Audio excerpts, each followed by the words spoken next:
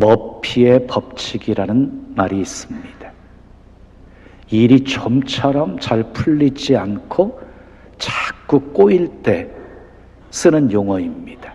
예를 들면은요, 우산을 가지고 온 날은 비가 오지 않고 깜빡 잊고 우산 챙기지 않은 날은 꼭 비가 옵니다. 한참 기다려도 오지 않던 버스가 잠깐 가게에 들린 사이에 지나가 버립니다. 급해서 택시를 기다리면 반대편 쪽에서는 빈 택시가 자주 나타나는데 자기 서 있는 곳은 오지 않아요. 그래서 기다리다가 반대편으로 딱 건너가면 그때서야 먼저 서 있던 곳으로 또 빈 택시가 갑니다. 실제적으로 우리 삶 속에서 많이 경험하면서 살기에 인생은 우리가 생각한 대로 마음 먹은 대로 되는 것이 아니구나 하는 것을 배우게 되어집니다. 그런데 여러분, 내 마음대로 내 생각대로 되지 않은 것이 때때로 축복일 수 있습니다. 왜 그렇습니까? 오늘날 비극의 원인을 보면 전부 내 마음대로 내 생각대로 내 좋을 대로 산 결과들이기 때문입니다. 창세기 6장에 보면 하나님의 아들들이 사람의 딸들의 아리따움을 보고 아내를 삼아요. 그래서 세상의 죄악이 관영하게 되어져요. 사람의 모든 계획이 다 악해졌어요. 그래서 하나님이 세상에 사람 지으셨음을 한탄하시면서 물로 심판하십니다. 그것이 노아의 홍수 심판입니다. 바벨탑 사건도 그랬습니다. 출애굽한 이스라엘 백성들이 광야 40년 뺑뺑이 돈 것도 그랬습니다. 그리고 사사시대 죄악의 악순환도 결국은 자기 소견에 자기 좋을 대로 행한 결과들이었습니다. 그러므로 우리는 내 생각대로 내 마음대로 내 좋을 대로 살면 안 되는 것입니다. 오늘 본문 고린도전서는 사도 바울이 고린도에 있는 성도들에게 보낸 서신입니다. 고린도는 당시 교통의 중심지였어요. 그래서 무역도 상업도 굉장히 발달된 도시였어요. 그래서 고린도에 살고 있는 사람들은 물질적으로는 굉장히 풍요했어요. 도덕적으로는요 굉장히 부패했어요. 그리고 우상 숭배가 만연해 있었어요. 우상 숭배를 핑계로 공공연하게 매춘까지 자행되어지고 있었어요. 그곳에서 바울은 복음을 전했고 고린도 교회가 세워지게 된 것입니다. 바울이 1년 반 동안 고린도에 머물러 있으면서 천막 수선하는 일을 하면서 고린도 교회를 세워나갔기에 어느 곳보다 애정이 있었던 교회가 고린도 교회였습니다. 그런데 그 고린도 교회에 문제가 발생하게 되어집니다. 교회 안에 파당이 지어지게 되어지고 그리고 교회 안에서 다툼이 세상 법정까지 끌고 가는 일이 벌어지게 되었고 또한 교회 안에 음행하는 일도 발생하게 되었습니다. 자, 그 소식을 들었던 바울은요 심히 고심하지 않을 수가 없었어요. 엎드려 기도하면서 서신을 쓰게 되어집니다. 그리고 서신 마지막 16장에 만일 주께서 허락하시면 얼마 동안 너희와 함께 머물기를 원한다 하고 써서 보냅니다. 자, 만일 주께서 허락하시면 이 고백 속에 바울의 신앙이 담겨져 있습니다. 만일 주께서 허락하시면 이 고백과 같이 바울의 신앙을 잘 나타내고 있는 말씀이 있어요. 너희가 먹든지 마시든지 무엇을 하든지 다 하나님의 영광을 위하여 하라. 우리가 살아도 주를 위하여 살고 죽어도 주를 위하여 죽나니 그러므로 사나 죽으나 우리가 주의 것이로다. 바울에게 있어서 주님은 일부가 아니라 전부였습니다. 사도 바울의 삶의 중심에 항상 주님이 있었습니다. 오늘은 만일 주께서 허락하시면 이 고백 속에 담긴 의미를 살펴보면서 함께 은혜를 나누려고 합니다. 자, 첫 번째 담겨진 의미 따라하겠습니다. 주님의 뜻이 우선이었습니다. 사람들에게는요, 나름대로 미래에 대한 계획들이 있습니다. 여러분들에게도 계획들이 있지요. 자, 바울에게도 계획이 있었습니다. 마게도냐를 지나서 고린도에 가서 고린도 교회 성도들과 함께 오랫동안 머물러 있으면서 겨울을 지내기를 원했어요. 이것이 바울이 세운 계획이었어요. 지나는 길에 잠깐 보는 것이 아니라 함께 오랫동안 머물러 있으면서 고린도 교회 성도들과 좀 깊은 교제를 나누고, 그리고 고린도 교회를 통해서 또다시 선교의 도움을 받기를 원했던 것이에요. 그 계획을 서신을 통해서 고린도 교회 성도들에게 미리 알렸습니다. 본문 5절 6절 말씀 읽어요.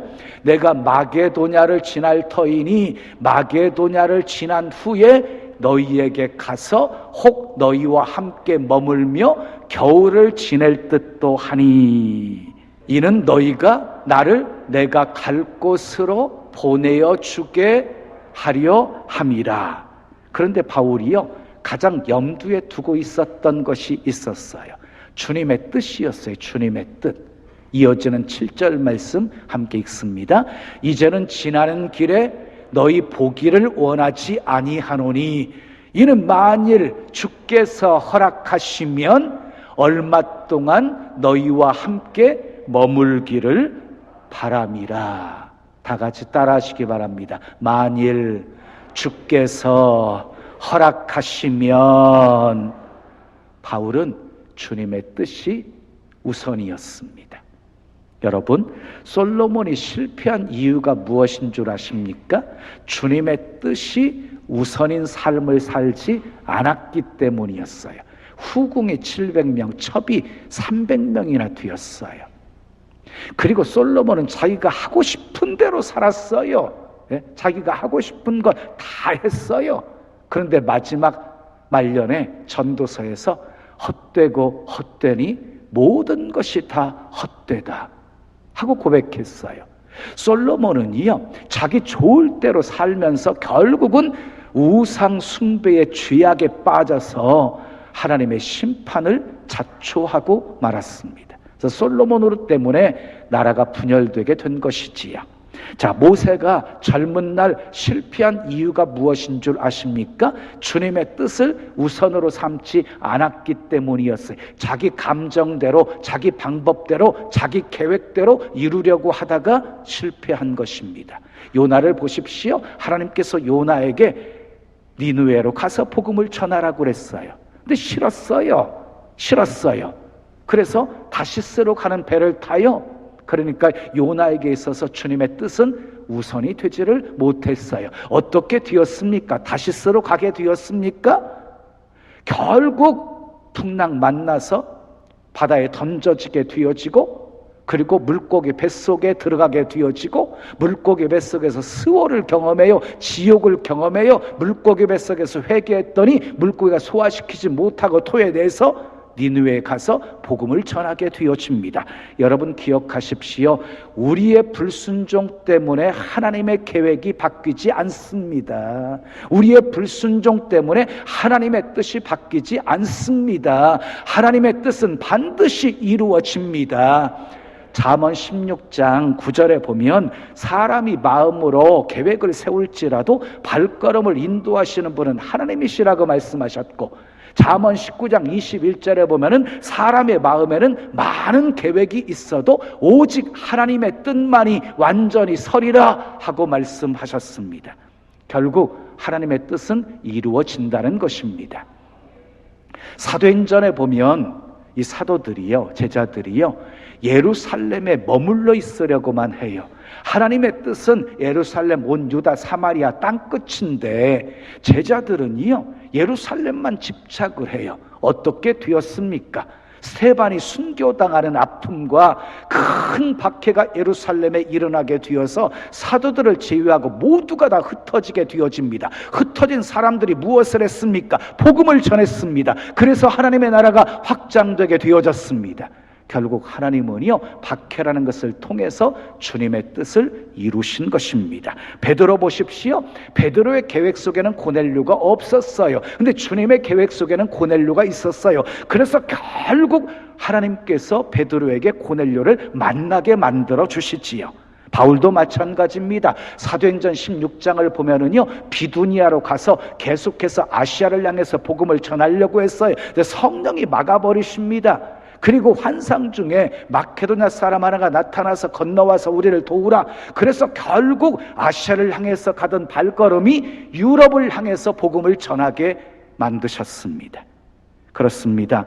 사람은 마음으로 계획을 세워도 결국 발걸음을 인도하시는 분은 하나님이십니다. 결국 하나님의 뜻이 이루어지고 하나님의 계획이 이루어지는 것입니다. 그러니 어떤 사람이 복 있는 사람일까요? 하나님의 뜻이 무엇인지, 하나님의 계획이 무엇인지를 알고 발빠르게 행동하고 순종하는 사람이 복 있는 사람인 것이지요. 아멘이지요. 여러분 모두 복 있는 사람 되시길 축복합니다. 성경을 보면 주님의 뜻이 항상 우선인 사람들이 있었어요. 죽으면 죽으리라. 하만의 손에서 민족을 구원했던 에스더, 사자굴에 던져질 것을 알면서도 전에 행하던 대로 예루살렘을 향해서 문을 활짝 열어놓고 보란듯이 기도했던 다니엘, 매사에 또 묻고 하나님의 인도를 받았던 다윗 왕, 그들의 삶의 우선순위는 항상 주님의 뜻이었습니다.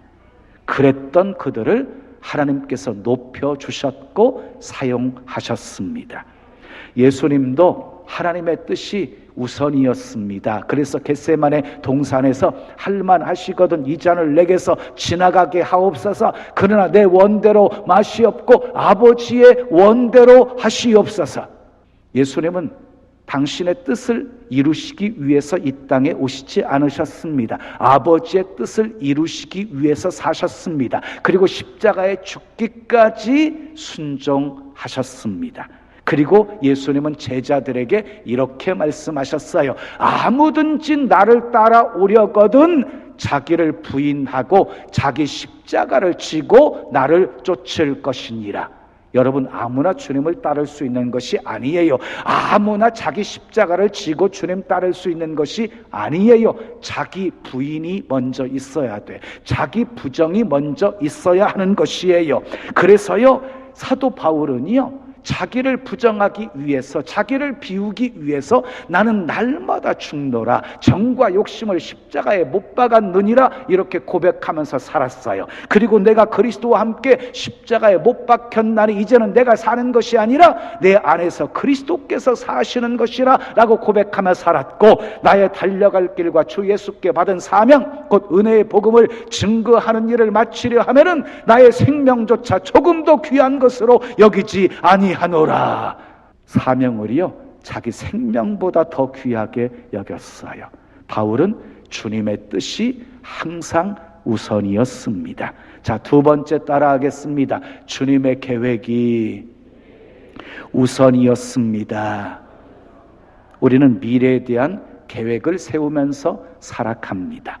자, 그러나 아무리 좋은 계획을 세웠을지라도 그 계획을 실천할 수 있는 힘을 가지고 있다 할지라도 그 계획이 하나님의 뜻과 맞지 않으면 반드시 문제가 발생하게 되어집니다. 마태복음 25장에 10처녀 비유가 나오는데 미련한 5처녀가 잘못한 것이 무엇이었습니까? 기름 준비하지 않은 것입니다. 그들의 계획은 신랑이 오면 그때 기름 준비하겠다는 거였어요. 신랑이 왔을 때 기름을 준비하려고 하니까 이미 다 문이 닫혀버린 거예요.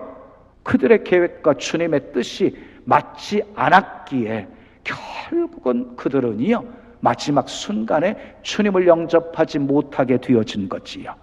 그래서요, 사도 바울은 로마서 12장 2절에서 이렇게 말씀합니다. 너희는 이 세대를 본받지 말고 오직 마음을 새롭게 함으로 변화를 받아 하나님의 선하시고 기뻐하시고 온전하신 뜻이 무엇인지 분별하도록 하라.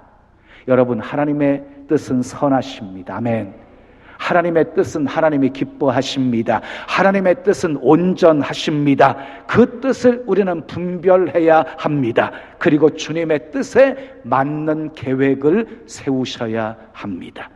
예수님께서 말씀하셨습니다. 누구든지 하늘에 계신 아버지의 뜻대로 하는 자가 내 형제요 자매요 어머니이니라. 나더러 주여 주여 하는 자마다 다 천국에 들어갈 것이 아니요 다만 하늘에 계신 내 아버지의 뜻대로 행하는 자라야 들어가리라 하고 말씀하셨어요. 무슨 말씀이에요? 하나님 뜻대로 행해야지 천국에 갈 수 있다는 거예요. 하나님 뜻대로 행해야지만이 예수님의 형제가 되고 자매가 되고 어머니가 될 수 있다는 것이에요. 또한 요한일서 2장 17절을 보면은요, 이 세상도 그 정력도 다 지나가되 오직 하나님의 뜻을 행하는 자는, 오직 하나님의 뜻을 행하는 자는 영원히 거하느니라 하고 말씀하고 있습니다. 그러므로 우리는 하나님의 뜻이 무엇인지를 알아야 합니다.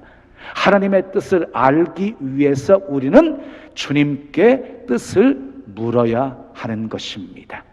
여러분, 다윗은요 수많은 전쟁을 했거든요. 그때마다 계획을 세웠어요. 계획을 세우고 이 다윗이 꼭 빠뜨리지 않고 한 일이 있어요. 하나님께 뜻을 물었어요. 하나님이 말씀하시면 순종했고 그때마다 놀라운 승리를 경험하게 되어집니다. 잠언 3장 6절은 이렇게 말씀합니다. 너는 범사에 그를 인정하라. 그리하면 내 길을 지도하시리라. 사랑하는 여러분, 범사에 하나님을 인정하며 사십시오. 그러면 하나님께서 여러분들의 길을 지도해 주실 것입니다. 빠른 길이 좋은 길이 아닙니다. 넓은 길이 좋은 길이 아닙니다. 그렇다고 좁은 길이 좋은 길도 아닙니다. 하나님께 인도받는 길이 가장 좋은 길이고 복된 길입니다. 아멘. 그런데 반대로요, 자기 계획을 하나님께 알리지 않고 깊이 숨기려 하는 자들에게는 화가 있을 것이다 라고 성경은 말씀하고 있습니다. 특히 왕정시대에 열왕들이 그랬습니다. 계획을 세웠습니다. 그런데 하나님께 알리지를 않았습니다. 하나님께 묻고 하지를 않았습니다. 하나님은 그들의 악한 계획을 아시고 선지자들을 보내셔서 잘못됐다, 바꿔야 된다, 고쳐야 된다 수없이 말씀하게 하셨습니다. 그러나 그들은 오히려 선지자들을 핍박했습니다. 선지자들을 업신여기고 잡아 가두고 그리고 때리고 심지어 죽이기까지 했습니다. 그래서 결국 우상 숭배의 죄악에 빠져서 북이스라엘은 아수르에 망하게 되어지고 남유다는 바벨론에 망하게 된 것입니다. 아브라함이요 흉년이 들자 하나님께 물어보지도 않고 애굽으로 내려갔다가 아내를 빼앗길 뻔했지요. 또 아내가 하갈을 취해서 아들을 낳아달라고 했을 때 하나님께 물어보지도 않고 하갈을 취해서 이스마엘을 낳고 말았지요. 그 결과 그 가정의 비극이 시작되게 되었고 인류의 비극이 계속되게 되어진 것이지요. 그러므로 주님과 함께 계획을 세우셔야 합니다. 아멘. 우리의 계획이 주님의 뜻에 맞아야 형통한 미래가 보장되어 있기 때문입니다. 미래에 대한 계획 세우십시오. 결혼에 대한 계획도 세우시고 자녀 교육에 대한 계획도 세우시고 그리고 사업 계획도 세우시고 노후 계획도 세우십시오. 그런데 주님과 함께 세우십시오. 주님의 뜻과 맞아야 이루어지기 때문입니다. 자, 마지막 세 번째 따라하겠습니다. 결과는 주님께 맡겼습니다. 바울은 고린도에 머물면서 겨울을 보내기를 원했어요. 그런데 그것마저도 하나님께서 허락하시면 그렇게 하겠다고 결과까지 주님께 맡기고 있습니다. 자, 미래라고 하는 것은요, 갑자기 어느 날 우리에게 주어지는 것이 아니에요. 아니에요. 미래는 현재의 연장입니다. 연장. 유능한 운동선수들을 보십시오. 하루아침에 그렇게 만들어진 것이 아니에요. 사업 잘하는 사람, 공부 잘하는 사람, 그리고 부자가 된 사람들 마찬가지예요. 하루아침에 된 것이 아니에요. 자, 다윗이 어느 날 갑자기 쓰임받게 되었습니까? 그렇지 않습니다. 골리앗과 싸우러 나갈 때 다윗이 들고 갔던 것은 물매와 돌 5덩이였어요. 5개였어요. 5개까지도 필요 없었어요. 하나로 끝나버렸어요. 그런데 여러분, 물매를 던지는 그 놀라운 실력은요, 이 다윗이 양을 치면서 갈고 닦은 것이었어요. 어느 날 갑자기 생겨진 능력이 아니었단 말이지요. 여러분, 바울이 어느 날 갑자기 하나님께 쓰임받게 된 것입니까? 그렇지 않습니다. 이 바울이요, 예수님을 믿기 전까지 하나님에 대한 열심이 있었어요. 하나님에 대한 열심이, 그 열심이 그리스도인들을 잡아 가두고 죽이는데 앞장서게 만든 거예요. 근데 그 열심이 다메섹 도상에서 예수님을 만나고 방향 전환이 되어져서 주를 위해서 살게 되어진 것이지요. 여러분, 현재가 중요합니다. 지금은 아무렇게나 해도 미래는 보장될 것이라고 생각하지 마십시오. 지금은 악을 행하면서 미래는 선을 행할 것이라고 생각하지 마십시오. 지금은 게으르면서 미래는 부지런할 거라고 생각하지 마십시오. 지금 무엇을 심느냐가 중요합니다. 악을 심으면 악한 열매를 거두게 되는 것이고, 선을 심으면 선한 열매를 거두게 되는 것입니다. 요셉의 인생을 보세요. 형과 부모가 자기에게 절하는 꿈을 꾸었어요. 이거 굉장히 큰 꿈이었지요. 아주 크게 될 인물이 되는 꿈이었지요. 그런데 현실은 어땠습니까? 형들에게 미움을 받아가지고 인신매매 당해 노예로 팔려가게 되어집니다. 보디발 장군의 아내의 유혹을 뿌리친 결과 누명 쓰고 억울하게 감옥에 갇히게 되어집니다. 요셉의 삶에 좋지 않은 일만 계속되고 있습니다. 그런데 결국 어떻게 되었어요? 마침내 예굽의 총리가 되어집니다. 하나님이 그렇게 만드셨습니다. 아멘. 그러므로 결과는 하나님께 맡겨야 합니다. 절대 주권이 하나님의 손에 있기 때문입니다. 우리가 죽고 사는 것, 흥하고 망하는 것 다 주님의 손에 있기 때문입니다. 유명한 과학자이면서 하나님의 사람인 존 뉴턴이 사람들에게 이런 질문을 했어요. 하나님께서 단 하나만 선택할 수 있는 권한을 주신다면 여러분들은 무엇을 선택하시겠습니까?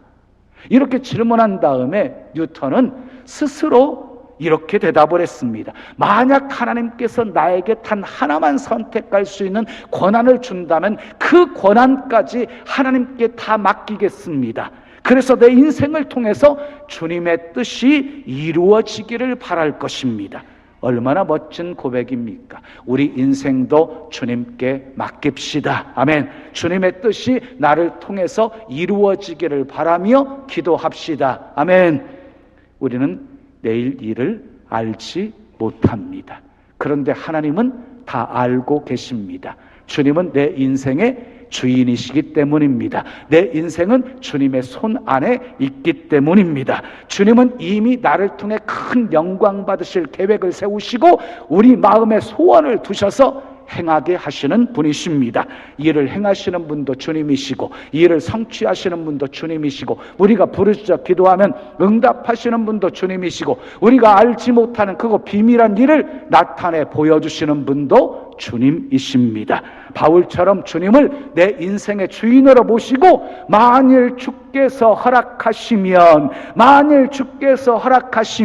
내가 모든 것을 할 수 있습니다 라고 고백하며 사시기 바랍니다. 나는 죽고 주가 살게 하십시오. 나는 없고 주님만 있게 하십시오. 바울처럼 주님의 뜻이 우선이고 주님의 계획이 우선이고 결과는 주님께 맡기며 사십시오. 그러면 우리 통해 이 땅에 하나님의 아름다운 나라가 이루어지게 될 것입니다. 우리의 삶에 하나님께서 놀라운 일을 행하실 것입니다. 그때 바울처럼 나의 나된 것은 하나님의 은혜로 되었다고 고백하며 찬송과 영광 돌리시기를 예수님의 이름으로 축원합니다.